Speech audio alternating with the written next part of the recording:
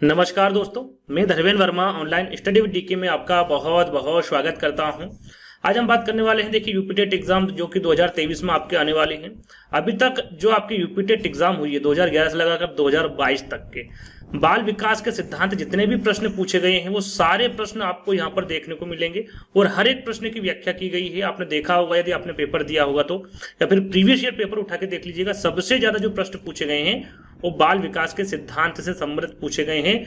लगभग 4 से 5 प्रश्न पूछे गए हैं बाल विकास में आपके यूपी टेट एग्जाम में। तो यदि ये वीडियो आपने कंप्लीट कर लिया तो आपके 5 नंबर यहाँ पर कंप्लीट हो जाएंगे, 5 नंबर आपके पक्के हो जाएंगे, क्योंकि हर एक प्रश्न को यहाँ पर डिटेल में आपको समझाया गया है। तो आपको स्किप नहीं करना है, वीडियो को पूरा देखना है और अंत में हमें जरूर बताना है कि आज का जो वीडियो है वो आपको कैसा लगा।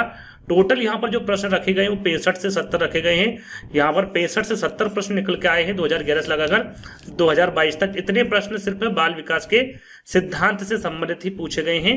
तो वीडियो बड़ा हो जाता है क्योंकि यहाँ पर हर एक प्रश्न को आपको समझाया जाएगा। तो ये 2 पार्ट में बनाया जाएगा, है ना। तो पहला पार्ट है जिसमें समथिंग आपको यहाँ पर 35 प्रश्न मिलेंगे और जो सेकंड पार्ट है उसमें भी आपको 35 प्रश्न मिलेंगे, लेकिन हर एक प्रश्न को यहाँ पर समझाया जाएगा।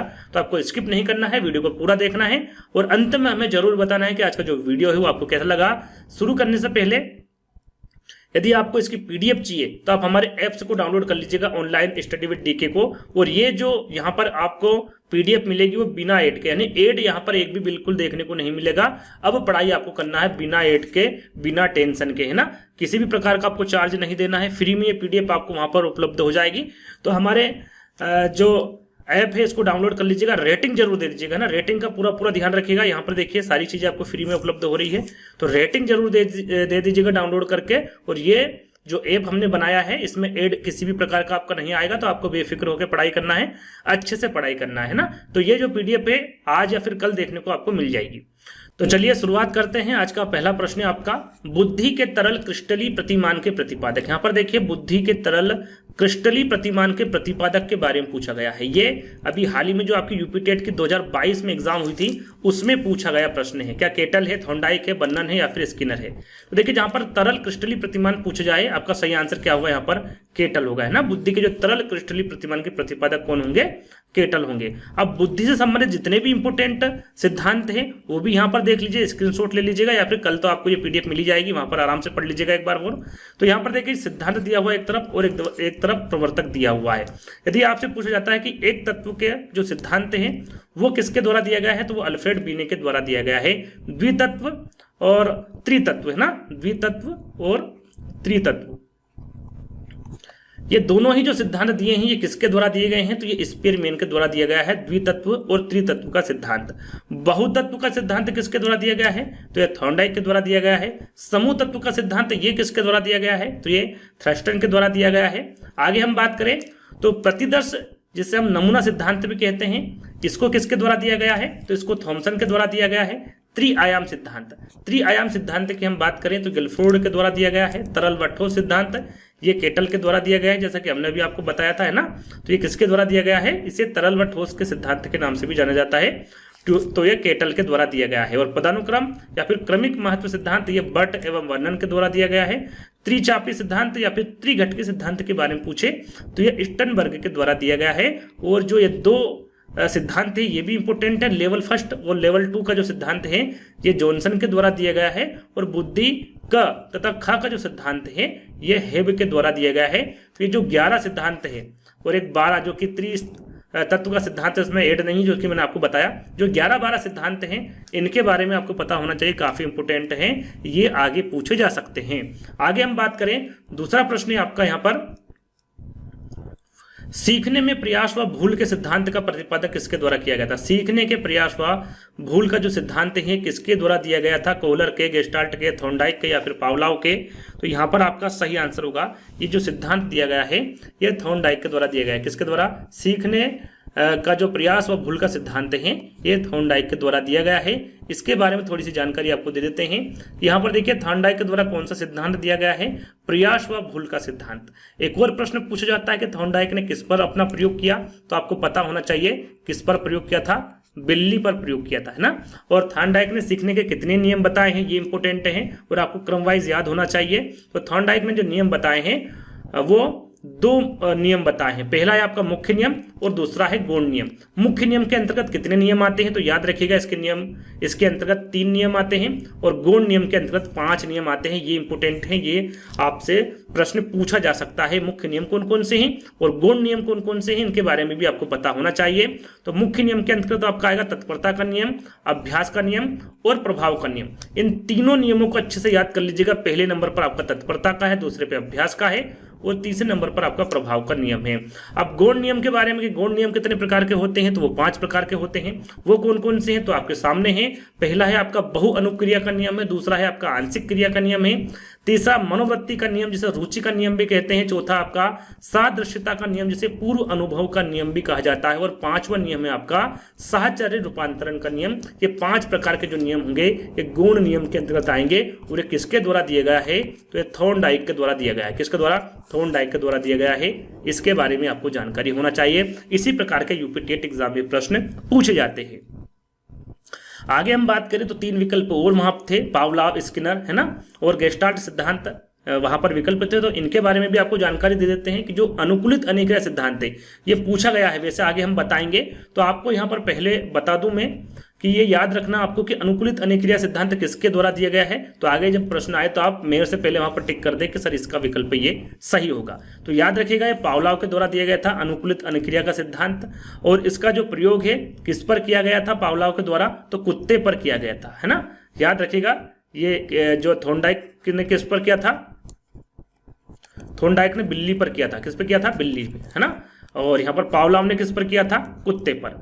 और क्रिया प्रसूत अनुबंधन सिद्धांत जिसे एसआर थ्योरी के नाम से भी जाना जाता है, ये किसके द्वारा प्रतिपादित किया गया है तो ये स्किनर के द्वारा किया गया है। इन्होंने किस पर अपना प्रयोग किया था तो इन्होंने चूहों तथा कबूतरों पर। याद रखिएगा यदि पूछा जाए कि वह वैज्ञानिक कौन है जिन्होंने चूहे और कबूतर दोनों पर अपना प्रयोग किया था तो याद रखिएगा वो है स्किनर। और स्किनर के द्वारा कौन सा सिद्धांत दिया गया है तो क्रिया प्रसूत अनुबंधन सिद्धांत दिया गया है। गेस्टाल्ट सिद्धांत की हम बात करें जिसे सूझ या अंतर्दृष्टि सिद्धांत के नाम से भी जाना जाता है तो याद रखिएगा कि सिद्धांत के प्रवर्तक कौन है, प्रतिपादक कौन है, वो आपके कोहलर है ना। और कोहलर ने अपना प्रयोग किस पर किया था तो याद रखिएगा सुल्तान नामक चिंपांजी पर किया था जिसका वनमानुस पर किया था, है ना। वनमानुस यदि विकल्प में दे दे तो भी सही होगा और सुल्तान नामक चिंपांजी देते तो भी आपका सही आंसर होगा, है ना। याद रखिएगा सुल्तान नामक चिंपांजी या फिर वनमानुस पर इन्होंने अपना प्रयोग किया था। अब यहाँ पर देखिए जिन प्याजे भी विकल्प में था तो जिन प्याजे ने कौन सा सिद्धांत दिया है तो इनके द्वारा संज्ञानात्मक विकास का सिद्धांत दिया गया है। इनकी जो 4 अवस्था है वो इंपोर्टेंट है, इनके बारे में पूछा जा सकता है। अब कौन सी पहली है, कौन सी दूसरी है, कौन सी तीसरी, कौन सी चौथी, इसके बारे में आपको पता होना चाहिए। पहले नंबर पर आएगी आपकी संवेदी पेशी अवस्था जो कि जन्म से 2 वर्ष तक की होती है। आपको इसकी अवधि भी साथ में याद रखना है ना, जन्म से 2 वर्ष। दूसरी अवस्था है आपकी पूर्व सक्रियात्मक अवस्था जो कि 2 से 7 वर्ष तक की होती है।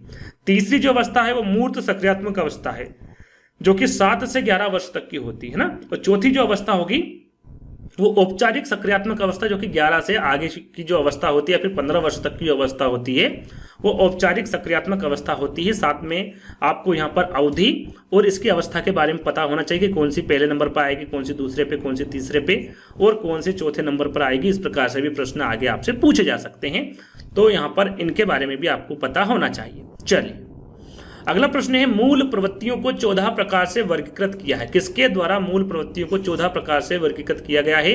ये प्रश्न भी आपकी हाल ही एग्जाम हुई थी यूपी टेट, उसमें पूछा गया है। ड्रेवर है, वुडवर्थ है, थॉर्नडाइक है या फिर मैकडूगल है, सरल सा है, सभी को इसके बारे में पता होगा। यहाँ पर कोई सा ऐसा बच्चा नहीं होगा जिसको इसके बारे में पता नहीं होगा। 14 प्रकार से वर्गीकृत किसके द्वारा किया गया है? मूल प्रवृत्तियों को मैकडूगल के द्वारा किया गया। किसके द्वारा? मैकडूगल के द्वारा, है ना। तो यहाँ पर थोड़ी सी जानकारी मैं आपको दे देता हूँ कि यदि आपसे पूछ जाए कि 14 प्रकार की जो मूल प्रवृत्तियां हैं वो किसके द्वारा बताई गई है तो वो मैकडूगल के द्वारा बताई गई। लेकिन 2 मूल प्रवृत्तियां ये किसके द्वारा बताई गई है? विकल्प में ऐसा दे दिया जाता है कि जन्म मूल प्रवृत्ति और मृत्यु मूल प्रवृत्ति। ये जो 2 मूल प्रवृत्तियां हैं ये किसके द्वारा दी गई है तो आपको पता होना चाहिए, ये फ्रायड के द्वारा दी गई। किसके द्वारा? फ्रायड के द्वारा। फ्रायड ने मुख्यतः 2 मूल प्रवृत्तियां बताई है, एक जन्म मूल प्रवृत्ति है और दूसरी है आपकी मृत्यु मूल प्रवृत्ति। इन दोनों के बारे में भी आपको पता होना चाहिए, ये किसके द्वारा दी गई है तो फ्रायड के द्वारा दी गई है। चलिए चौथा प्रश्न है आपका, किसी दूसरी वस्तु की अपेक्षा एक वस्तु पर चेतना का केंद्रीकरण जिसको हम ध्यान भी कहते हैं या फिर अवधान कहा जाता है, यहाँ कथन है। यहाँ पर देखिए कथन पूछा गया है, किसी दूसरी वस्तु की अपेक्षा एक वस्तु पर चेतना का केंद्रीकरण जो अवधान है या फिर जो ध्यान है, ये जो कथन है ये किसका है? डम्बिल का कथन है, मैकडूगल का कथन है, मन का है या फिर रास का है? तो यहाँ पर जो दिया गया कथन है इसके बारे में पूछा गया है, ये किसका है? तो याद रखिएगा जो दिया गया कथन है ये डम्बिल का कथन है।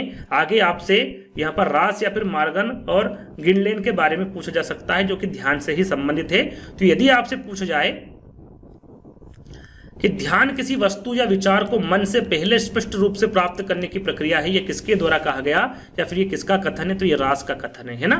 यदि पूछा जाता है कि ध्यान हमारे वातावरण में कुछ विशिष्ट कारक के लिए उत्सुकता से जीवित है, तो ये किसका कथन है? तो याद रखिएगा ये मार्गन और गिल्डलैंड का कथन है। तो यहाँ पर देखिए दोनों के बारे में आपको पता होना चाहिए, दोनों के कथन के बारे में भी आपको जानकारी होना चाहिए। एक रास का कथन है और एक मार्गन और गिल्डलैंड का कथन है ना। पांचवें प्रश्न की ओर बढ़ेंगे। पांचवा प्रश्न है आपका, निम्नलिखित में से किसका नाम सुजनन शास्त्र के पिता से जुड़ा हुआ है? सुजनन शास्त्र के पिता है ना। ये प्रश्न भी अभी हाल ही में जो यूपीटेट आपकी एग्जाम हुई थी 2022 में, उसमें पूछा गया प्रश्न है। क्रो एंड क्रो है, वुडवर्थ है, रास है या फिर गाल्टन है? यहाँ पर सुजनन शास्त्र के पिता से किसका नाम जुड़ा हुआ है इसके बारे में आपको बताना है। तो ये ये जुड़ा हुआ है आपका फ्रांसीसी गाल्टन है ना। यहां पर गाल्टन आपका बिल्कुल सही आंसर होगा ना, फ्रांसीसी गाल्टन है ना। सुजन शास्त्र के पिता से किसका नाम जुड़ा हुआ है? तो गाल्टन का नाम जुड़ा हुआ है। यहां पर इनके बारे में सारी जानकारी दी गई है कि फ्रांसीसी गाल्टन सुजनन शास्त्र के पिता है। साथ में यदि आपसे पूछा जाता है कि सर्वप्रथम बुद्धि शब्द का प्रयोग किसके द्वारा किया गया और कब किया गया, तो यह किया गया था आपका 1885 में। और किसके द्वारा किया गया? तो फ्रांसीसी गाल्टन के। याद रखिएगा सर्वप्रथम बुद्धि शब्द का जो प्रयोग है वो 1885 में फ्रांसिस गाल्टन के द्वारा किया गया। साथ में यदि आपसे पूछा जाए कि मानसिक परीक्षण शब्द का प्रयोग, मानसिक परीक्षण शब्द का प्रयोग किसके द्वारा किया गया और कब किया गया, तो ये 1990 में किया गया था। किसके द्वारा? केटल के द्वारा किया गया था। यहाँ पर बुद्धि से संबंधित बात हो रही है। यदि आपसे गाल्टन से संबंधित कथन पूछा जाए तो बुद्धि पहचानने व सीखने की शक्ति है, यहां कथन किसका है?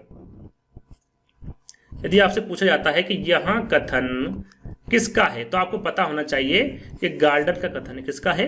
गाल्टन का कथन है। तो ये छोटी छोटी बातों के बारे में भी आपको जानकारी होना चाहिए। चलिए अगले प्रश्न की ओर बढ़ेंगे। आपका अगला प्रश्न है छठा, बुद्धि के द्विकारक सिद्धांत के प्रतिपादक कौन है? यहाँ पर देखिए बुद्धि के द्विकारक, त्रिकारक या फिर द्वितत्व, त्रितत्व इसी को कहा जाता है। तो इसके बारे में थोड़ी देर पहले ही हमने आपको बताया था। क्या थॉर्नडाइक है, स्टर्न है, वर्नन है या फिर स्पीयरमैन है? तो थोड़ी देर पहले हमने आपको बताया था कि बुद्धि का जो द्विकारक सिद्धांत है ये किसके द्वारा दिया गया था, या फिर जो द्वितत्व वहां पर बताया था, तो द्वितत्व कह लीजिए इसको या फिर द्विकारक कह लीजिए, है ना। दोनों ही एक ही है। तो द्वितत्व पूछे या फिर द्विकारक पूछे, सही आंसर आपका क्या होगा? यहाँ पर स्पीयरमैन होगा। या फिर द्विकारक के साथ साथ त्रिकारक भी पूछे तो ये भी आपका किसके द्वारा दिया गया है? तो स्पीयरमैन के द्वारा दिया गया है। ये आपको याद रखना, द्विकारक और त्रिकारक सिद्धांत दोनों ही स्पीयरमैन के द्वारा दिए गए हैं। आगे हम बात करें, निम्न में से किसके प्रयोग में कुत्ता एक विषय था? यानी कि किसके प्रयोग में, मतलब कुत्ते पर किसने अपना प्रयोग किया था, इस प्रकार से प्रश्न पूछा गया है। क्या वो स्किनर? यहाँ पर स्किनर लिखा हुआ है ना।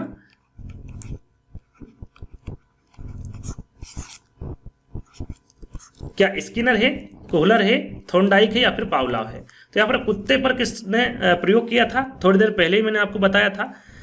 कुत्ते पर किसके द्वारा किया गया था? तो पावलाव के द्वारा किया गया था। किसके द्वारा? पावलाव के। तो डी वाला विकल्प आपका सही होगा। अब जितने भी वैज्ञानिक है, जो इंपोर्टेंट वैज्ञानिक है, उन्होंने किस पर अपना प्रयोग किया था, उनका सिद्धांत कौन सा है, सारी जानकारी आपको देंगे, है ना। तो सबसे पहले तो यहाँ पर आंसर लिखा हुआ है पावलाव, है ना। तो यहाँ पर सबसे पहले आपको पता होना चाहिए कि पावलाव ने कौन सा सिद्धांत दिया है, कौन से सिद्धांत में कुत्ते पर प्रयोग किया है। तो वो है आपका शास्त्रीय अनुबंध सिद्धांत। ये किसके द्वारा दिया गया? पावलाव के। प्रयोग किस पर किया है? कुत्ते पर, है ना। यदि थॉर्नडाइक के बारे में पूछे कि थॉर्नडाइक ने अपना प्रयोग किस पर किया है, वो पूछा ही गया है, तो बिल्ली पर किया है। और इन्होंने कौन सा सिद्धांत दिया है? तो इन्होंने प्रयत्न और त्रुटि का सिद्धांत दिया है। स्किनर की आपसे पूछा जाए कि स्किनर ने कौन सा सिद्धांत दिया है और प्रयोग किस पर किया है, तो इनका जो सिद्धांत है वो क्रिया प्रसूत अनुबंधन सिद्धांत है। और इन्होंने जो अपना प्रयोग किया है वो चूहे पर किया है। कब किया है? 1930 में। और साथ में कबूतर पर भी किया है। और कबूतर पर कब किया है? 1943 में। तो चूहा और कबूतर दोनों यदि साथ में आए तो टिक आपको स्कैनर करना है। यदि चूहा भी दे दे तो भी स्कैनर आपका बिल्कुल सही आंसर होगा। चलिए, यहाँ पर कोहलर के बारे में पूछा जाए कि भाई कोहलर ने किस पर अपना प्रयोग किया था? तो सुल्तान नामक चिंपांजी जो कि वनमानुष है उस पर इन्होंने अपना प्रयोग किया था। और सिद्धांत कौन सा दिया था? तो सूझ या अंतर्दृष्टि का सिद्धांत दिया था। तो इनके बारे में आपको अच्छे से पता होना चाहिए। सारी जानकारी आपको यहाँ पर दे दी गई है ना। आगे हम बात करें 8वें प्रश्न की। तो क्रिया प्रसूत अनुकूलन सिद्धांत का जो प्रतिपादन है वो किसके द्वारा किया गया था? पावलोव के, स्किनर के, थॉर्नडाइक के या फिर कोहलर के। तो क्रिया प्रसूत अनुकूलन सिद्धांत थोड़ी देर पहले ही मैंने इसके बारे में आपको बताया था। यदि आपने देखा होगा, सुना होगा, तो सही आंसर क्या होगा आपके हिसाब से और मेरे हिसाब से? स्किनर है ना। थोड़ी देर पहले मैंने आपको बताया था कि क्रिया प्रसूत अनुकूलन सिद्धांत का जो प्रतिपादन है वो किसके द्वारा किया गया था? स्किनर के द्वारा किया गया था। और इन्होंने अपना प्रयोग किस पर किया था? चूहे पर किया था और कबूतर पर। चूहे पर 1930 में किया था और कबूतर पर 1943 में इन्होंने अपना प्रयोग किया था। और सिद्धांत था क्रिया प्रसूत अनुबंधन सिद्धांत। चलिए, अगला प्रश्न है शिक्षा की किंडरगार्टन पद्धति का जो प्रतिपादन है वो किसने किया था? टीपीनन ने, स्पेंसर ने, फ्रोबेल ने या फिर मॉन्टेसरी ने? किंडरगार्टन पद्धति के बारे में पूछा गया है। सरल सा प्रश्न है। मुझे नहीं लगता कि आपको इसका आंसर पता नहीं होगा। सभी को पता होगा कि ये किंडरगार्टन का अर्थ क्या होता है। यदि आपसे पूछा जाए कि किंडरगार्टन का अर्थ क्या होता है तो आपको पता होना चाहिए बच्चों का बगीचा होता है। क्या? बच्चों का बगीचा, है ना। और फ्रोबेल ने 1840 में जर्मनी में पहला किंडरगार्टन खोला था। कब खोला था? 1840 में। कहां पर खोला था? जर्मनी में खोला था। इन दोनों का ध्यान आपको रखना है ना। साथ में इस विधि में फ्रोबेल ने बच्चों को क्या रूप दिया है? पौधे के रूप में, और शिक्षकों को बागवान के रूप में चित्रित किया है। ये आपको ध्यान रखना है कि बच्चों को पौधे के रूप में और शिक्षकों को बागवान के रूप में इन्होंने चित्रित किया है। किसके द्वारा किया गया है? तो ये फ्रोबेल के द्वारा किया गया है। अगला प्रश्न है आपका, निम्न में से कौन सा युग्म सही नहीं है? यहां पर देखिए सही कौन सा युग्म नहीं है इसके बारे में पूछा गया है। सीखने का उद्दीपन अनुक्रिया सिद्धांत, सीखने का क्रिया प्रसूत अनुबंधन सिद्धांत, सीखने का क्लासिक सिद्धांत या फिर सीखने का समग्र सिद्धांत।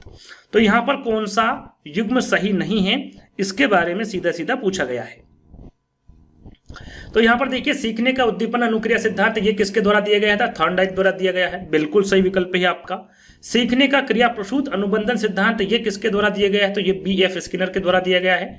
तो ये भी आपका बिल्कुल सही आंसर होगा, है ना, सही विकल्प होगा। सीखने का क्लासिकल सिद्धांत ये किसके द्वारा दिया गया है? तो ये भी आपका पावलोव के द्वारा दिया गया है। तो ये भी आपका बिल्कुल सही होगा। सीखने का समग्र सिद्धांत, सीखने का जो समग्र सिद्धांत है ये आपका हल के द्वारा नहीं दिया गया है। याद रखिएगा ये किसके द्वारा दिया गया है, ये आगे बात करेंगे। राइट आंसर आपका क्या होगा? जो युग्म सही नहीं होगा वो आपका फोर्थ वाला नहीं होगा और यही आपका बिल्कुल सही आंसर है। तो यहां पर आप देख सकते हैं कि हल के द्वारा कौन सा सिद्धांत दिया गया है। तो और ये कहां के रहने वाले थे? तो ये अमेरिका के रहने वाले थे। और CL हल के द्वारा प्रबलन का जो सिद्धांत है वो दिया गया है, ना कि आपका सीखने का समग्र सिद्धांत।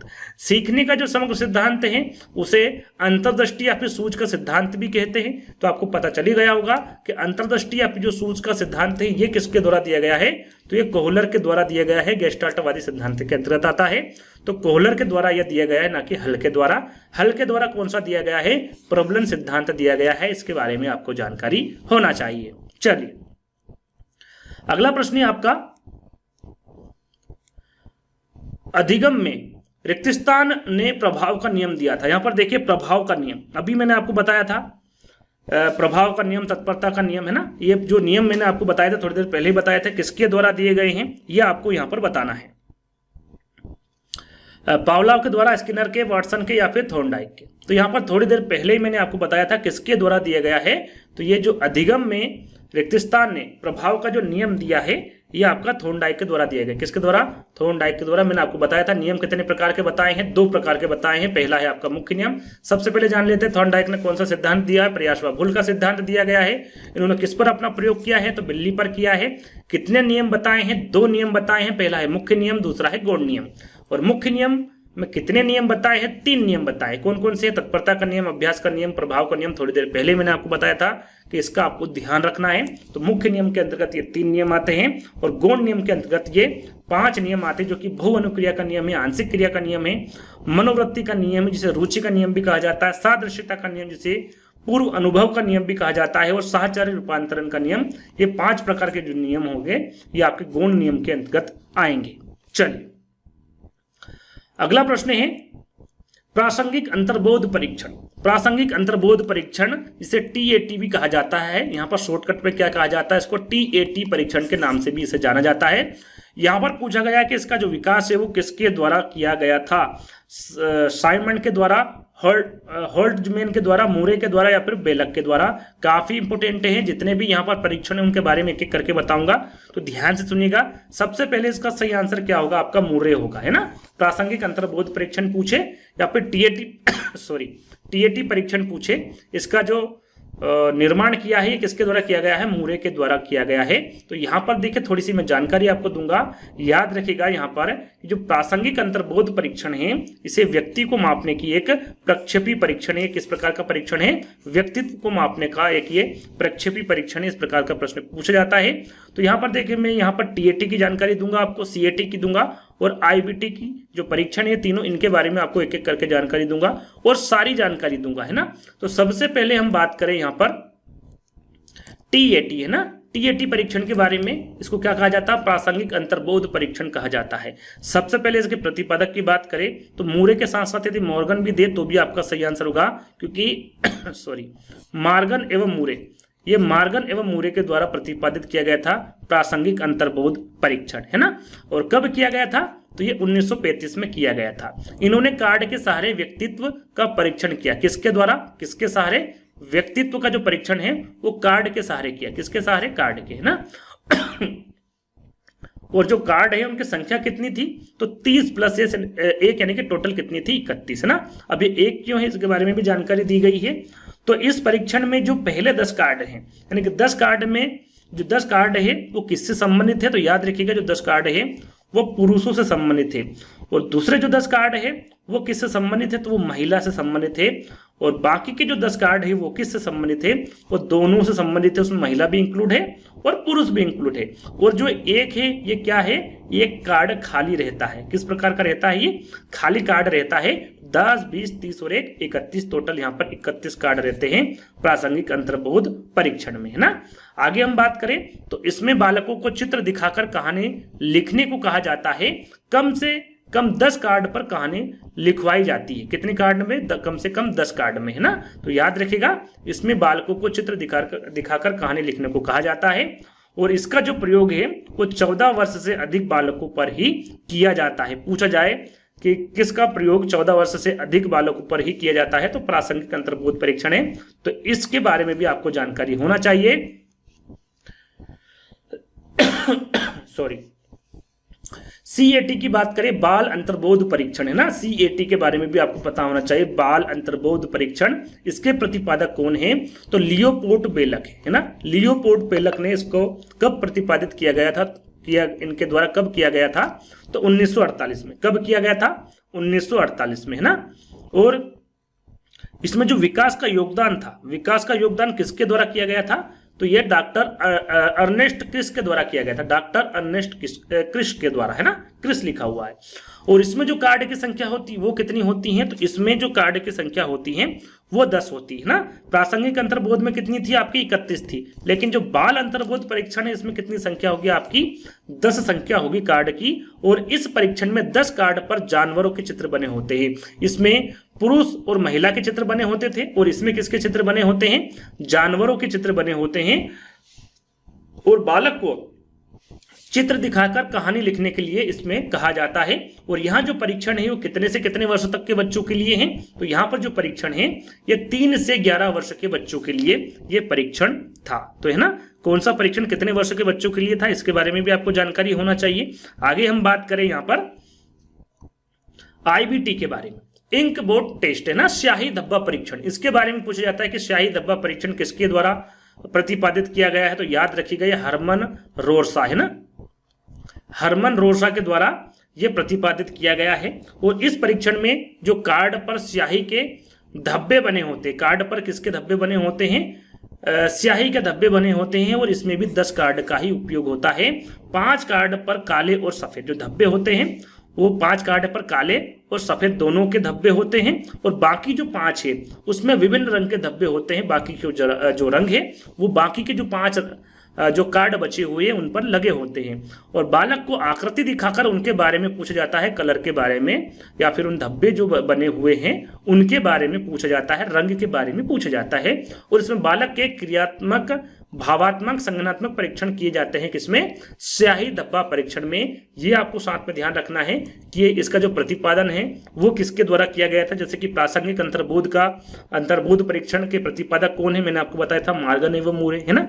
बाल अंतर्बोध परीक्षण के बारे में पूछे कि इसके प्रतिपादक कौन है, तो लियोपोल्ड बेलक है, आपको पता होना चाहिए। स्याही धब्बा परीक्षण के बारे में पूछे तो हरमन रोरसा है, इसके बारे में आपको जानकारी होना चाहिए।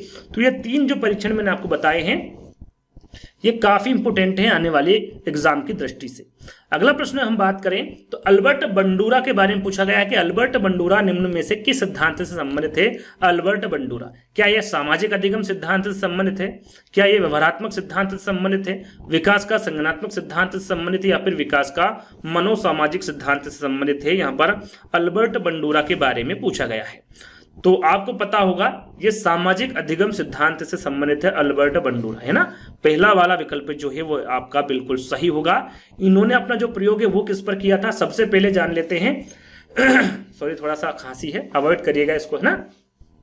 सामाजिक अधिगम सिद्धांत ये किसके द्वारा दिया गया है, तो ये अल्बर्ट बंडूरा के द्वारा दिया गया है। और ये कहाँ के रहने वाले थे, तो ये अमेरिका के रहने वाले थे। कहाँ के? अमेरिका के। इन्होंने जो अपना प्रयोग है वो किस पर किया था, तो इन्होंने जो अपना प्रयोग है वो बेबी डॉल पर किया था। और याद रखिएगा साथ में यदि पूछा जाए आपसे कि प्रक्षणात्मक अधिगम संप्रत्यय, यदि डायरेक्ट आपसे पूछा जाए कि प्रक्षणात्मक अधिगम संप्रत्यय ये किसके द्वारा दिया गया, तो याद रखिएगा ये भी बंडूरा के द्वारा ही दिया गया है। और अल्बर्ट बंडूरा को प्रथम मानव व्यवहार संज्ञानवादी कहते हैं। याद रखिएगा यदि आपसे सीधे सीधे पूछा जाए कि प्रथम मानव व्यवहार संज्ञानवादी किसे कहा जाता है, किस वैज्ञानिक को कहा जाता है, तो वो अल्बर्ट बंडूरा को कहा जाता है। साथ में 3 विकल्प और थे, उनके बारे में भी आपको पता होना चाहिए। जेबी वाटसन, जीन पियाजे व सिगमंड फ्राइड। यदि आपसे व्यवहारवादी सिद्धांत के बारे में पूछा जाए तो वो जेबी वाटसन है। संज्ञानात्मक विकास के सिद्धांत के बारे में पूछा जाए तो वो जीन पियाजे हैं। और मनोलैंगिक विकास का सिद्धांत के बारे में पूछा जाए तो वो सिगमंड फ्राइड है। इनके बारे में जब प्रश्न आएगा तो सारी जानकारी आपको दे दी जाएगी। आपको बस अभी यही ध्यान देना है कि व्यवहारवादी सिद्धांत के प्रवर्तक कौन है, जेबी वाटसन है। संज्ञानात्मक विकास के सिद्धांत के प्रवर्तक जीन पियाजे हैं। और मनोलैंगिक विकास के सिद्धांत के प्रवर्तक सिगमंड फ्राइड है ना। तो यह आपको सिर्फ इतना अभी याद रखना है। चल आगे हम बात करें अभिप्रेरणा के मूल प्रवृत्ति सिद्धांत के प्रतिपादक कौन। देखिए ये प्रश्न फिर से पूछा जा चुका है, थोड़ा सा घुमा दिया है, लेकिन प्रश्न वही मूल प्रवृत्ति सिद्धांत के प्रतिपादक कौन है। इसके पहले 14 मूल प्रवृत्ति सिद्धांत के प्रतिपादक के बारे में पूछा गया था। सीधी सीधी पूछा गया था कि जो 14 मूल प्रवृत्तियां हैं वो किसके द्वारा दी गई है। लेकिन अब पूछा गया है कि अभिप्रेरणा के मूल प्रवृत्ति सिद्धांत के प्रतिपादक कौन है। अब्राहम मास्लो है, सिप्सन है, विलियम जेम्स या फिर मैकडूगल है। तो जिनके द्वारा 14 मूल प्रवृत्तियां दी गई, जिनके द्वारा 14 मूल प्रवृत्तियां दी गई, वही जो मूल प्रवृत्ति सिद्धांत है वो ही इनके द्वारा दिया गया है। तो 14 मूल प्रवृत्ति किसके द्वारा दी गई है, तो मैकडूगल के द्वारा दी गई है। थोड़ी देर पहले ही मैंने आपको बताया था।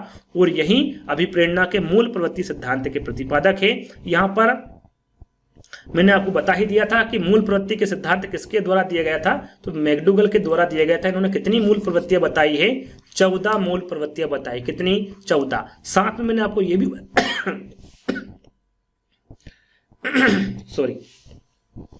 साथ में मैंने आपको यह भी बताया था कि यदि आपसे पूछा जाए कि जीवन मूल प्रवृत्ति और मृत्यु मूल प्रवृत्ति किसके द्वारा दी गई है, जो 2 मूल प्रवृत्ति है तो फ्रायड के द्वारा दी गई है। यह भी मैं आपको बता चुका हूं। यदि आपसे पूछा जाए कि मनोविश्लेषणात्मक सिद्धांत, यदि यहां पर देखिए फ्रायड के बारे में बात हो ही रही है तो इनके बारे में मैं थोड़ी सी जानकारी आपको दे देता हूं।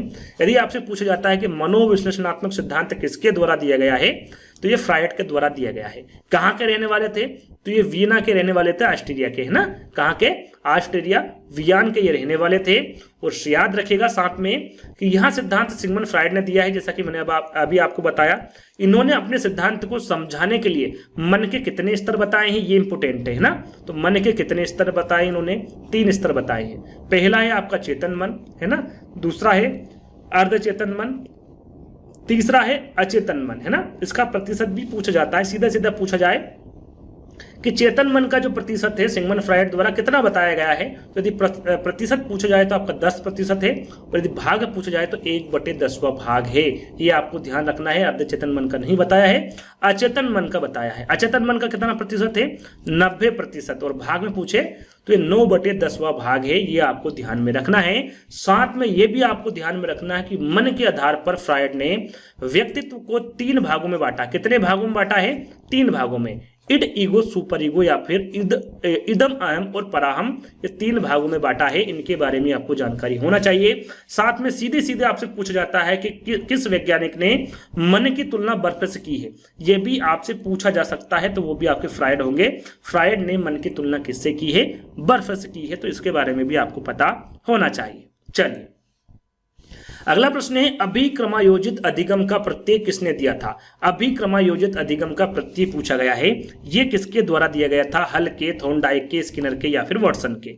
तो यहां पर आपका करेक्ट आंसर होगा, यह दिया गया था आपका स्किनर ने, है ना। अभिक्रमायोजित अधिगम का जो प्रत्यय दिया गया था, किसके द्वारा दिया गया था? BF स्किनर के द्वारा दिया गया था। चलिए अगला प्रश्न है, विकास के मनोसामाजिक सिद्धांत का प्रतिपादन किया था। मनोसामाजिक सिद्धांत है ना, थोड़ी देर पहले मैंने आपको बताया था कि स्किनर ने किया था, थॉर्नडाइक ने, एरिक्सन ने या फिर हर्लॉक ने, है ना।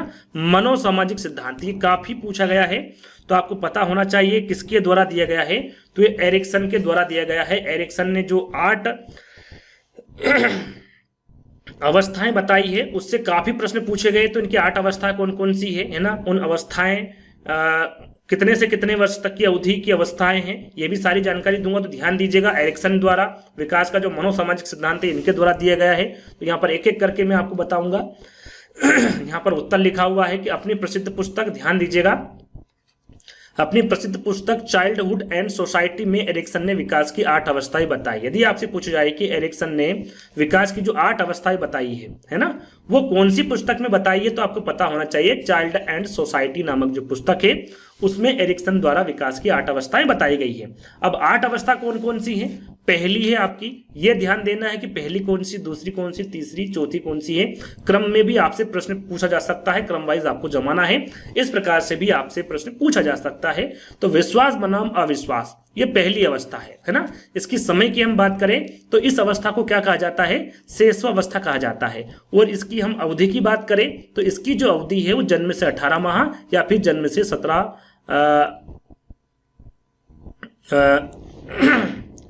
सॉरी माह लिखा हुआ है ना, जन्म से 18 माह या फिर जन्म से 17 माह की जो अवधि होती है वो विश्वास बनाम अविश्वास होती है ना। दूसरी जो अवस्था इन्होंने बताई है सॉरी, वह स्वतंत्रता बनाम लज्जाशीलता है ना, या फिर इसको कह सकते हैं शक, है ना। शक बनाम आत्मनिर्भरता बनाम लज्जा, है ना। चाहे आप इसको स्वतंत्रता बनाम लज्जाशीलता कह लीजिए या फिर आत्मनिर्भरता बनाम लज्जा कह लीजिए, है ना। ये दूसरी अवस्था है। इसकी जो अवस्था, इसकी कौन सी अवस्था है ये? तो ये प्रारंभिक बाल्य अवस्था है। इस अवस्था को क्या कहेंगे आप? प्रारंभिक बाल्य अवस्था कहेंगे। और इसकी अवधि होगी 17 माह से 3 वर्ष। 17 माह से 3 वर्ष इसकी अवस्था होगी। तीसरी जो अवस्था है वो पहल शक्ति बनाम दोषित है। ये तीसरी अवस्था है और इसे क्या कहेंगे आप? इसे प्राक स्कूल वर्ष भी कहते हैं और इसे पूर्व विद्यालयी अवस्था भी कहा जाता है। इन दोनों के बारे में आपको पता होना चाहिए। इसकी यदि हम अवधि की बात करें तो 3 से 5 वर्ष तक की अवधि रहती है पहल शक्ति बनाम दोषित की, है ना। आगे हम बात करें तो परिश्रम बनाम हीनता, ये चौथी अवस्था है। चौथी अवस्था है परिश्रम बनाम हीनता है, या फिर इसे उद्यमिता बनाम हीन भावना भी कहते हैं, है ना। इसकी यदि हम अवधि की बात करें तो 6 से 12 वर्ष तक की इसकी अवधि रहती है और इसको क्या कहा जाता है? तो इसको विद्यालय आयु भी कहा जाता है, परिश्रम बनाम हीनता या फिर उद्यमिता बनाम हीन भावना को, है ना। और इस अवधि को उत्तर बाल्यावस्था भी कहा जाता है, या फिर आप विद्यालय आयु कह लीजिए या फिर उत्तर बाल्यावस्था कह लीजिए। ये दोनों ही परिश्रम बनाम हीनता को कहा जाता है।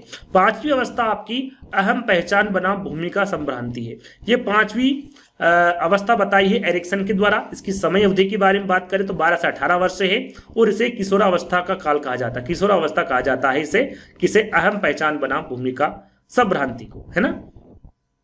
6ठी अवस्था की हम बात करें तो घनिष्ठता बनाम अलगाव है। ये इनकी 6ठी अवस्था है और इनकी समय अवधि की बात करें तो 18 से 35 वर्ष से है। इसको क्या कहा जाता है? तो इसको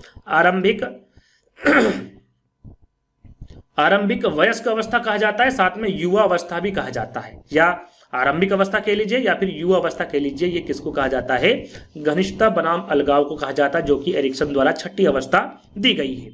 सातवीं और आठवीं अवस्था कौन सी है? देखिए, सातवीं अवस्था है आपकी यहाँ पर सृजनात्मक, जिसे जननात्मक बनाम स्थिरता कहते हैं, और इसकी अवधि की हम बात करें तो 35 से 65 वर्ष तक की रहती है। और इस अवस्था को क्या कहा जाता है? तो इसे मध्य अवस्था कहा जाता है। क्या कहा जाता है? इसे मध्य अवस्था कहा जाता है। और आठवीं अवस्था की बात करें, यहाँ पर देखिए 17 नहीं लिखा है ना, सातवीं अवस्था है ना ये। आठवीं अवस्था की हम बात करें तो अहम संपूर्णता बनाम निराशय, या फिर संपूर्णता बनाम हताश, ये अंतिम अवस्था है, आठवीं अवस्था। इसकी समय अवधि की हम बात करें तो 65 वर्ष से मृत्यु तक, या कह सकते हैं कि इसे प्रौढ़ावस्था कहा जाता है। तो याद रखिएगा, इस अवस्था में 65 वर्ष के बाद से प्रारंभ होकर मृत्यु तक की अवधि सम्मिलित होती किसकी, या फिर प्रौढ़ावस्था कह लीजिए किसकी, अहम संपूर्णता बनाम निराशय।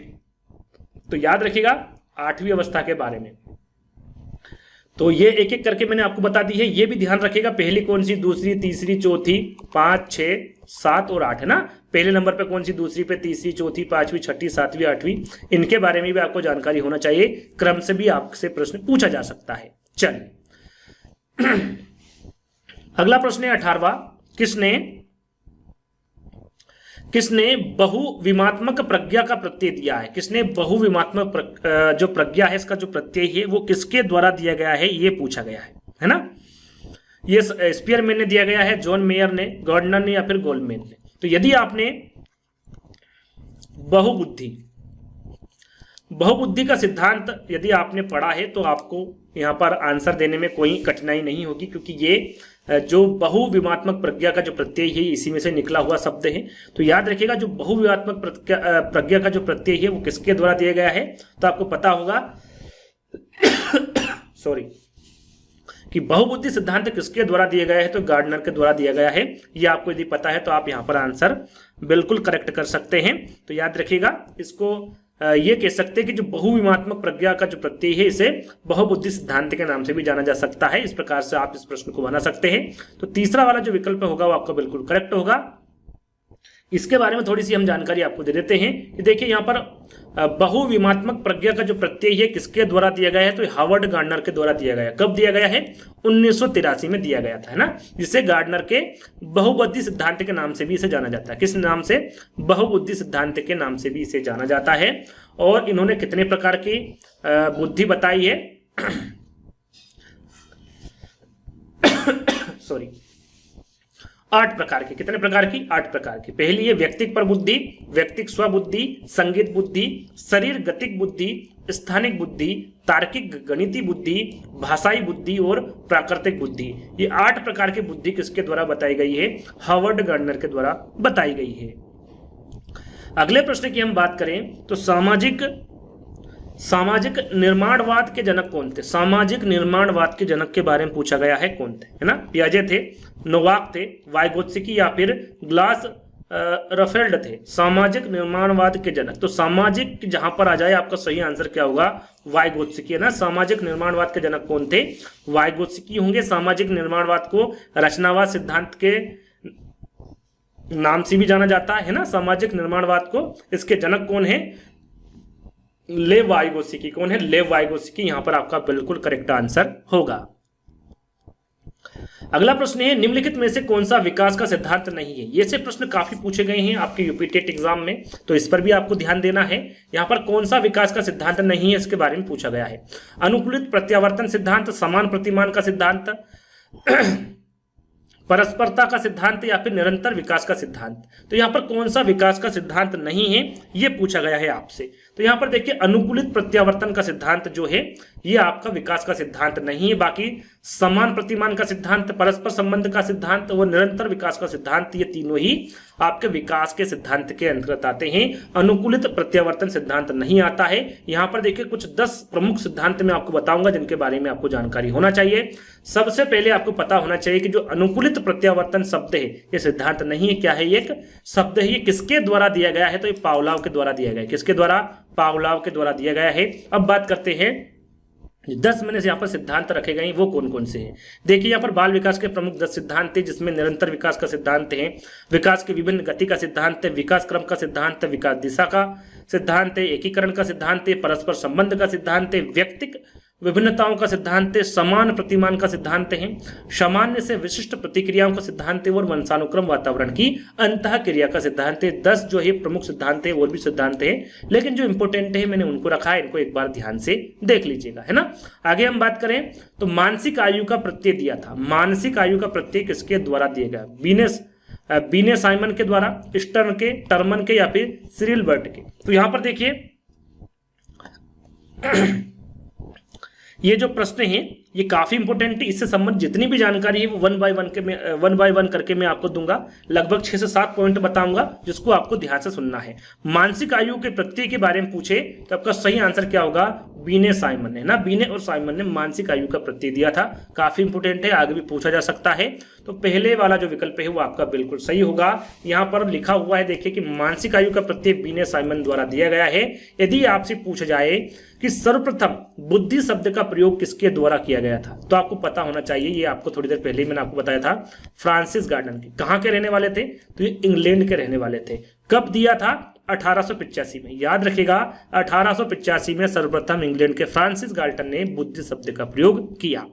दूसरा, यहां पर यदि आपसे पूछा जाए कि मानसिक परीक्षण एवं मापन जो नामक पुस्तक है किसके द्वारा प्रकाशित की गई, तो ये केटल के द्वारा प्रकाशित की गई। कब की गई? 1890 में। 1890 में केटल ने पेंसिल्वेनिया विश्वविद्यालय में मेंटल टेस्ट एंड मैनेजमेंट मानसिक परीक्षण एवं मापन नामक पुस्तक का प्रकाशन किया। किसके द्वारा किया गया?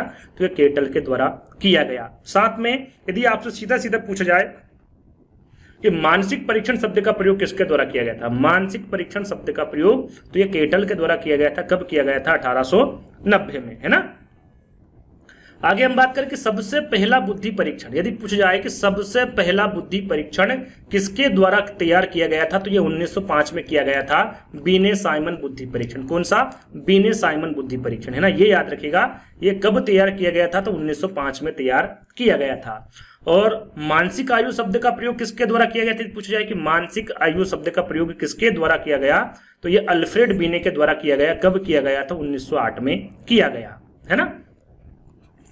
छठा आपका यहां पर पॉइंट है, यदि पूछा जाए आपसे कि सर्वप्रथम बुद्धि लब्धि का सूत्र किसके द्वारा किया गया, ये इंपॉर्टेंट है, काफी बच्चे इसको गलत करते हैं, आपको ध्यान रखना है। ये स्टर्न के द्वारा दिया गया। यहाँ पर कुहलमान विकल्प में नहीं होता है, ज्यादातर स्टर्न ही होता है। तो याद रखिएगा 1912 में दिया गया था सर्वप्रथम स्टर्न और कुहलमान के द्वारा बुद्धि लब्धि का सूत्र, है ना। बहुत सारे बच्चे किसको सही कर देते? टर्मन को। टर्मन के द्वारा बुद्धि लब्धि का जो संशोधित सूत्र है वो दिया गया था, लेकिन सर्वप्रथम किसके द्वारा दिया गया था? तो स्टर्न और कुहलमान के द्वारा किया गया था। ये इंपोर्टेंट है, ध्यान दीजिएगा। बहुत सारे बच्चे टर्मन को सही कर देते हैं, लेकिन टर्मन वहां पर सही नहीं होगा। क्या सही होगा आपका? स्टर्न सही होगा। इनके द्वारा कौन सा बुद्धि लब्धि का सूत्र दिया गया था, इसके बारे में भी आपको जानकारी होना चाहिए। यदि पूछा जाए आपसे विकल्प में कि सर्वप्रथम स्टर्न और कुहलमान द्वारा जो बुद्धि लब्धि का सूत्र दिया गया था वो कौन सा होगा, तो वो आपका होगा मानसिक आयु बटे वास्तविक आयु। मानसिक आयु बटे वास्तविक आयु, है ना। यह सूत्र किसके द्वारा दिया गया था? आपका स्टर्न और कुहलमान के द्वारा दिया गया, जो कि सर्वप्रथम बुद्धि लब्धि का सूत्र है ना। इसको संशोधित किसके द्वारा किया गया था और कब किया गया था? तो 1916 में इसको संशोधित किया गया था टर्मन के द्वारा। किसके द्वारा? टर्मन के द्वारा। इनके द्वारा क्या किया गया था? मात्र इनके द्वारा इंटू 100 लगा दिया गया था। मानसिक आयु बटे वास्तविक आयु इंटू 100, है ना। यहां पर 100 लगा दिया, यानी कि ये संशोधित सूत्र हो गया। और ये किसके द्वारा किया गया था? टर्मन के द्वारा 1916 में किया गया था। तो ये जो 5-6 पॉइंट हैं, इन पर आपको विशेष ध्यान देना है। अगला प्रश्न है प्रेक्षणात्मक अधिगम संप्रत्यय, ये किसके द्वारा दिया गया था? टोलमैन के, बेंडूरा के, थॉर्नडाइक के, या फिर कोहलर के? काफी इंपोर्टेंट प्रश्न है प्रेक्षणात्मक अधिगम संप्रत्यय। थोड़ी देर पहले ही मैंने इसके बारे में आपको बताया था, प्रेक्षणात्मक अधिगम संप्रत्यय के बारे में। यदि चाहे तो आप भी इसका आंसर दे सकते हैं। क्या टोलमैन होगा, क्या बेंडूरा होगा, थॉर्नडाइक होगा, या फिर कोहलर होगा? थोड़ी देर पहले ही मैंने आपको बताया था। क्या बताया था? बेंडूरा, है ना, या फिर बंडूरा। प्रेक्षणात्मक अधिगम संप्रत्यय किसके द्वारा दिया गया? तो बेंडूरा के द्वारा दिया गया। थोड़ी देर पहले इसके बारे में मैंने आपको सारी जानकारी दी थी कि प्रेक्षणात्मक अधिगम बंडूरा के सामाजिक अधिगम सिद्धांत का एक प्रमुख घटक है, उसी में से लिया गया है आपका प्रेक्षणात्मक अधिगम है ना, ये किसके द्वारा दिया गया है, तो ये बंडूरा के द्वारा दिया गया है।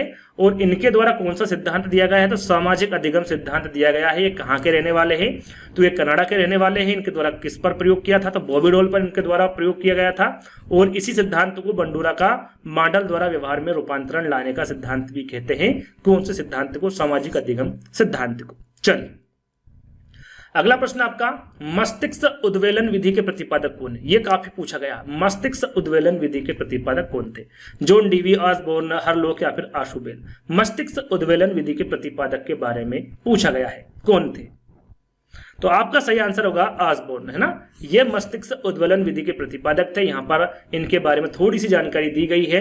मस्तिष्क उद्वेलन विधि में बालक को कोई भी ऐसी समस्या प्रदान की जाती है जिसके द्वारा बालक के मस्तिष्क में उथल पुथल उत्पन्न होती है एवं इस उथल पुथल के द्वारा बालक किसी नवीन विषय को प्रकट करता है। इस प्रकार की जो विधि होगी वो मस्तिष्क उद्वेलन विधि होगी। और इस विधि में बालकों के मस्तिष्क को सक्रिय करने और समस्या समाधान हेतु उकसाया जाता है। और इस विधि में बालकों को पूर्ण स्वतंत्रता दी जाती है। वो कौन सी विधि होगी, मस्तिष्क उद्वेलन विधि होगी। चलिए प्रासंगिक अंतर्बोध परीक्षण, इसके बारे में थोड़ी देर पहले ही हमने आपको बताया था, फिर से रिपीटेड प्रश्न है, लेकिन ये प्रश्न अलग अलग ईयर में पूछा गया है, अलग अलग पेपर में पूछा गया है। क्या मॉर्गन है, मूरे है, दोनों है या फिर मोरेनो है। तो थोड़ी देर पहले मैंने आपको बताया था मूरे के साथ साथ मॉर्गन भी दे दे तो भी सही आंसर होगा। CD मॉर्गन और HA मूरे, है ना, ये दोनों ही क्या है, अप्रासंगिक अंतर्बोध परीक्षण से संबंधित रखते दोनों के द्वारा ही इसका प्रतिपादन किया गया है। तो एक एवं दो, दोनों सही होगा, यानी तीसरा वाला विकल्प आपका यहाँ पर सही होगा।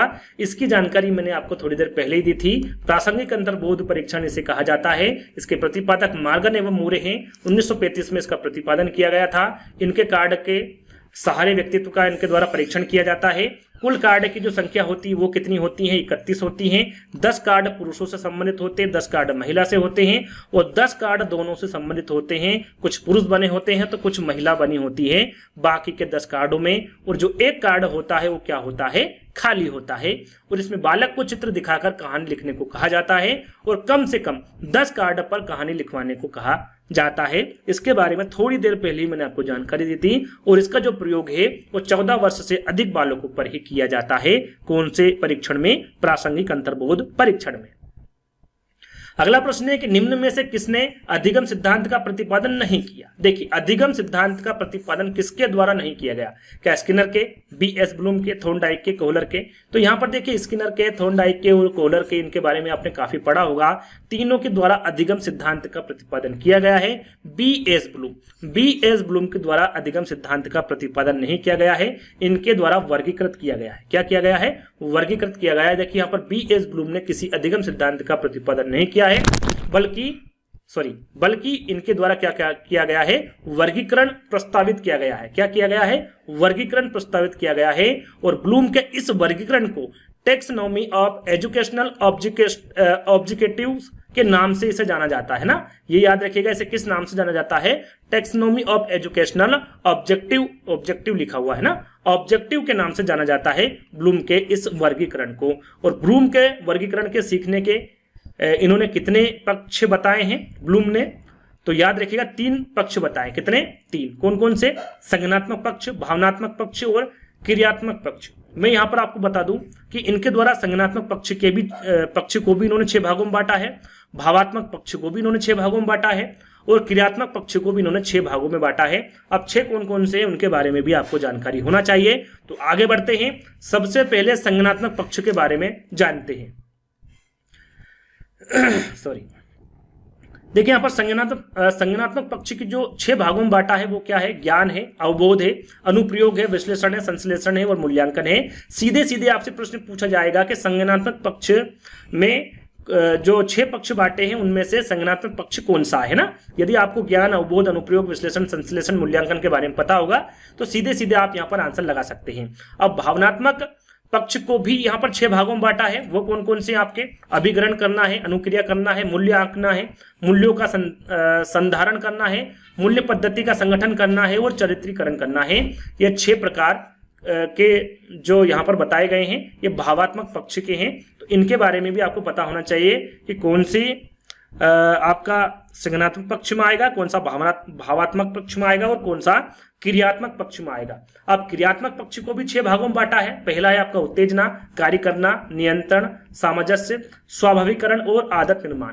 ये भी 6 भागों में बांटा गया है क्रियात्मक पक्ष। तो ये विशेषकर ध्यान देना है कि संज्ञानात्मक पक्ष में कौन से 6 भाग आएंगे, भावात्मक पक्ष में कौन से 6 भाग आएंगे और क्रियात्मक पक्ष में कौन से 6 भाग आएंगे, इनकी जानकारी आपको बिल्कुल अच्छे से रखना है। चलिए अगला प्रश्न है आपका, क्रिया प्रसूत अनुबंधन सिद्धांत का जो प्रतिपादन है वो किसके द्वारा किया गया? हल के, थॉर्नडाइक के, होगार्डी के या फिर स्किनर के? क्रिया प्रसूत अनुबंधन सिद्धांत थोड़ी देर पहले ही इसके बारे में मैंने आपको बताया था। ये किसके द्वारा दिया गया है? तो ये स्किनर के द्वारा दिया गया है क्रिया प्रसूत अनुबंधन सिद्धांत। इसके बारे में थोड़ी सी जानकारी आपको दे देते हैं। जैसे कि हमने थोड़ी देर पहले ही आपको बताया था कि क्रिया प्रसूत अनुबंधन सिद्धांत किसके द्वारा दिया गया है? स्किनर के द्वारा। इसका प्रयोग कब किया गया था? यानी क्रिया प्रसूत अनुबंधन का जो सिद्धांत है स्किनर ने कब दिया था? तो ये 1938 में दिया गया था। कब? 1938 में। और किस पर इन्होंने अपना प्रयोग किया था? तो मैंने अभी थोड़ी देर पहले बताया था, चूहे पर किया था 1930 में और कबूतर पर किया था 1943 में। यदि इसके अन्य नाम के बारे में पूछे कि क्रिया प्रसूत अनुबंधन सिद्धांत का अन्य नाम क्या है, तो ये 5 नाम मैंने आप यहाँ पर रखे हैं। इसे आरएस थ्योरी के नाम से भी जाना जाता है, इसे कार्यात्मक प्रतिबद्धता के सिद्धांत के नाम से भी जाना जाता है, इसे सक्रिय अनुबंध के सिद्धांत के नाम से भी, अभिक्रमिक अनुदेशन सिद्धांत के और नैमित्तिक अनुबंधन के सिद्धांत के नाम से भी जाना जाता है। ये 5 प्रकार के इसके उपनाम है या फिर अन्य नाम है जिनके बारे में आपको पता होना चाहिए। अगला प्रश्न है, अभिप्रेरणा का प्रत्याशा सिद्धांत ये किसके द्वारा दिया गया था? विक्टर ब्रूम के, मास्लो के, हर्ट्जबर्ग के या फिर स्किनर के?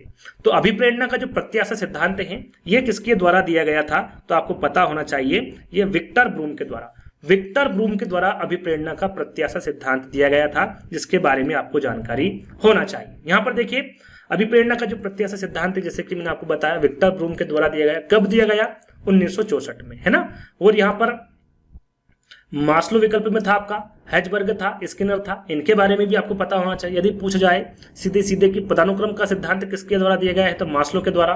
प्रेरणा सूचिता का सिद्धांत है हर्ट्जबर्ग के द्वारा और क्रिया प्रसूत अनुकूलन सिद्धांत ये स्किनर के द्वारा दिया गया है। यदि ये आपसे पूछ जाए तो यहाँ पर भी आपको गलती नहीं करना है। अगला प्रश्न है, भाषा रूपांतरण सिद्धांत किसके द्वारा दिया गया था? बर्नस्टीन के, चोम्स्की के, फिल्मर के या फिर स्किनर के? तो भाषा रूपांतरण सिद्धांत के बारे में पूछे तो आपका सही आंसर क्या होगा? चोम्स्की, है ना। भाषा रूपांतरण तो ये चोम्स्की के द्वारा दिया गया था। सेकंड वाला विकल्प आपका बिल्कुल सही होगा। और नाओम चोम्स्की कहाँ के रहने वाले थे? तो ये अमेरिका के रहने वाले थे। इनके द्वारा इस सिद्धांत का प्रतिपादन कब किया गया था? 1959 को किया गया था। इनके द्वारा भाषा रूपांतरण सिद्धांत का प्रतिपादन, है ना। अगले प्रश्न की बात करें तो सीखने का, है ना, सीखने का लिखा हुआ, सीखने का प्रयास व भूल का जो सिद्धांत है ये किसके द्वारा प्रतिपादित किया गया है? ये फिर से रिपीटेड प्रश्न है और ये हर अलग अलग वर्ष में पूछा गया है, अलग अलग पेपर में पूछा गया प्रश्न है। कोहलर, पावला, थॉर्नडाइक या फिर गेस्टाल्ट? थोड़ी देर पहले ही इसकी भी बात हमने की थी। आपको पता होगा कि सीखने का जो प्रयास व भूल का सिद्धांत है किसके द्वारा दिया गया है? तो ये थॉर्नडाइक के द्वारा दिया गया है। किसके द्वारा? थॉर्नडाइक के द्वारा दिया गया है। और ये सारी जानकारी मैंने थोड़ी देर पहले ही आपको बताई थी, तो ये यहाँ पर मैं नहीं पढ़ूंगा बार बार, है ना। ये थोड़ी देर पहले मैंने आपको बताया था कितने नियम है, कितने मुख्य नियम है, कितने गौण नियम है, इसके बारे में थोड़ी देर पहले ही मैंने आपको जानकारी दी थी। एक यहाँ पर नया पॉइंट है कि यदि आपसे पूछा जाता है कि क्लासिकल कंडीशनिंग का सिद्धांत ये किसके द्वारा प्रस्तावित किया गया है, तो ये आपको याद रखना है, ये इवन पावलोव के द्वारा प्रस्तावित किया गया है क्लासिकल कंडीशनिंग का सिद्धांत। तो इसके बारे में आपको जानकारी होना चाहिए। अगला प्रश्न है, रिक्त स्थान संबंध प्रतिक्रिया सिद्धांत में पावलोव ने प्रयोग किया था। यहां पर देखिए जो इनका सिद्धांत है पावलोव का, इन्होंने किस पर प्रयोग किया था? सीधे पूछा गया, बिल्ली पर, कुत्ते पर, बंदर पर या फिर चूहे पर? तो इन सभी जो इंपोर्टेंट यहाँ पर वैज्ञानिक निकल कर आए हैं उन सभी के बारे में थोड़ी देर पहले ही आपको बताया था, फिर से एक बार रिपीट कर दूंगा। सबसे पहले इसका सही आंसर जान लेते हैं। सही आंसर क्या होगा? कुत्ते पर। इन्होंने अपना प्रयोग किस पर किया था? कुत्ते पर किया था। जैसे कि यहाँ पर आप देख सकते हैं, यहाँ पर सबसे पहले इन्होंने कौन सा सिद्धांत दिया था? शास्त्रीय अनुबंधन सिद्धांत दिया था। कहाँ के रहने वाले थे? रूस के रहने वाले थे। किस पर अपना प्रयोग किया था? कुत्ते पर अपना प्रयोग किया था। थॉर्नडाइक की बात करें तो प्रयत्न और त्रुटि का सिद्धांत दिया था, इन्होंने अपना प्रयोग बिल्ली पर किया था। स्किनर की हम बात करें तो इनने जो सिद्धांत दिया वो क्रिया प्रसूत अनुबंधन का सिद्धांत है, प्रयोग इन्होंने चूहे पर किया था और कबूतर पर किया था। कोहलर की हम बात करें तो सूझ या अंतर्दृष्टि का सिद्धांत इनके द्वारा दिया गया, और प्रयोग सुल्तान नामक चिंपांजी यानी कि वन मानुस पर इनके द्वारा किया गया। ये कुछ समय पहले ही हमने आपको बता दिया था। अगला प्रश्न है आपका, उद्दीपक अनुक्रिया सिद्धांत का प्रतिपादन किसके द्वारा किया गया था? थॉर्नडाइक, गेस्टाल्ट, उपरोक्त या फिर इनमें से कोई नहीं? किसके द्वारा उद्दीपक अनुक्रिया सिद्धांत का प्रतिपादन किया गया था? इसके बारे में भी कुछ समय पहले ही हमने आपको बताया था। तो उद्दीपन अनुक्रिया सिद्धांत ये किसके द्वारा किया गया था? तो ये थॉर्नडाइक के द्वारा किया गया था। किसके द्वारा? थॉर्नडाइक के द्वारा किया गया था। और वही सब चीजें यहाँ पर फिर से लिखी हुई है, और ये सारी चीजें मैंने थोड़ी देर पहले ही आपको बताया हूं, है ना। तो अगले प्रश्न की ओर बढ़ेंगे। विकास का परिणाम स्वरूप नवीन विशेषताएं और नवीन योग्यताएं प्रकट होती है। यहाँ कथन के बारे में पूछा गया कि यहाँ कथन किसके द्वारा दिया गया है? गेसेल के, डगलस और हॉलैंड के, मेरेडिथ के या फिर हरलोग के? यहाँ पर आपको बताना है कि यहाँ पर जो कथन है ये किसके द्वारा दिया गया है? तो ये कथन हरलोग के द्वारा दिया गया है कि विकास के परिणाम स्वरूप नवीन विशेषताएं और नवीन योग्यताएं प्रकट होती है। अगला प्रश्न है आपका, मनोविश्लेषणात्मक सिद्धांत के प्रतिपादक कौन थे? मनोविश्लेषणात्मक सिद्धांत के बारे में थोड़ी देर पहले ही मैंने आपको बताया था। सिगमंड फ्रायड है, आल्पोर्ट है, गिलफोर्ड है या फिर 2 व 3 दोनों है। तो यहाँ पर मनोविश्लेषण सिद्धांत के प्रतिपादक कौन होंगे? सिगमंड फ्रायड होंगे। थोड़ी देर पहले मैंने आपको इसकी सारी जानकारी दी थी कि मनोविश्लेषणवाद का जो सिद्धांत है इसके प्रतिपादक कौन होंगे? फ्रायड होंगे। कहाँ के रहने वाले थे? तो ऑस्ट्रेलिया वीना के रहने वाले थे। इन्होंने मन के कितने स्तर बताए हैं? तो इनके द्वारा मन के 3 स्तर बताए हैं। चेतन मन जो कि 10% है या फिर 1/10वां भाग है, अर्ध चेतन मन, और तीसरा मन है अचेतन मन जो कि 90% है या फिर 9/10वां भाग है। साथ में मन के आधार पर फ्रायड ने व्यक्तित्व के 3 भाग बताए हैं। पहला है आपका इड, ईगो, सुपर ईगो, ये 3 भाग है, या फिर कह सकते हैं इदम, अहम और पराहम। फ्रायड ने मूल प्रवृत्तियां कितने बताई है? तो 2 भागों में इन्होंने बांटी, या फिर 2 भाग इनके द्वारा बताए गए हैं। जीवन मूल प्रवृत्ति जिसे इरोस कहा जाता है, मृत्यु मूल प्रवृत्ति जिसे थेनाटोस कहा जाता है। और फ्रायड ने मन की तुलना किससे की है? बर्फ से की है। यदि पूछा जाए तो आपको पता होना चाहिए। अगला प्रश्न है, सूझ द्वारा सीखने के सिद्धांत का प्रतिपादन किसके द्वारा किया गया? थॉर्नडाइक, कोहलर, पावलोव या फिर वुडवर्थ, है ना। तो सूझ द्वारा सीखने का जो सिद्धांत है वो किसके द्वारा किया गया? तो ये दिया गया था आपका कोहलर के, है ना। सूझ द्वारा सीखना जो सिद्धांत है इसका जो प्रतिपादक कौन होंगे? आपके कोहलर होंगे। और कोहलर द्वारा जो सिद्धांत सूझ अथवा अंतर्दृष्टि सिद्धांत है, और कोहलर ने जो अपना प्रयोग किया है सुल्तान नामक चिंपांजी पर इन्होंने अपना अध्ययन किया है ना। और अंतर्दृष्टि सिद्धांत की जो व्याख्या है तो कोहलर ने अपनी पुस्तक गेस्टाल्ट साइकोलॉजी जो कि 1959 में ने प्रकाशित की थी इसमें दी है। यदि पुस्तक के बारे में पूछे तो गेस्टाल्ट साइकोलॉजी आपको याद रखना है, और इसे सीखने का गेस्टाल्ट सिद्धांत भी कहा जाता है। किसको? सूझ अथवा अंतर्दृष्टि सिद्धांत को। साथ में गेस्टाल्ट वादियों के अनुसार अंतर्दृष्टि का जो सिद्धांत है वो कितने संप्रत्तियों पर कार्य करता है? 5 संप्रत्तियों पर कार्य करता है। लक्ष्य, बाधा, तनाव, संगठन और पूर्ण संगठन, ये 5 प्रकार के संप्रत्ति बताए गए हैं। चलिए अगला और अंतिम प्रश्न, जैसा कि मैंने आपको बताया था टोटल 35 प्रश्न मिलेंगे। यूं तो टोटल आपको यहाँ पर 70 प्रश्न मिलने वाले हैं, लेकिन इस पार्ट में आपको 35 प्रश्न ही मिलेंगे। मनोविज्ञान की मनोविज्ञान की प्रथम प्रयोगशाला को किसने स्थापित किया था? यह प्रश्न भी आपके यूपी टेट एग्जाम में पूछा गया है। W Wundt, Sigmund Freud, Pavlov, Watson, इसके बारे में सभी को पता है। जो दी थी विलियम वुंट के द्वारा दी थी। मनोविज्ञान की जो प्रथम प्रयोगशाला है ये किसके द्वारा स्थापित की गई थी?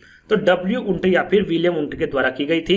कब की गई थी? तो 1879 में। 1879 में विलियम वुंट ने जर्मनी के लिप्जिंग में प्रथम मनोविज्ञान प्रयोगशाला की स्थापना की थी या फिर स्थापित किया था। यहाँ पर लिप्जिंग भी आपको साथ में ध्यान रखना है, जर्मनी के लिप्जिंग में, है ना। और सन आपको याद रखना है 1879।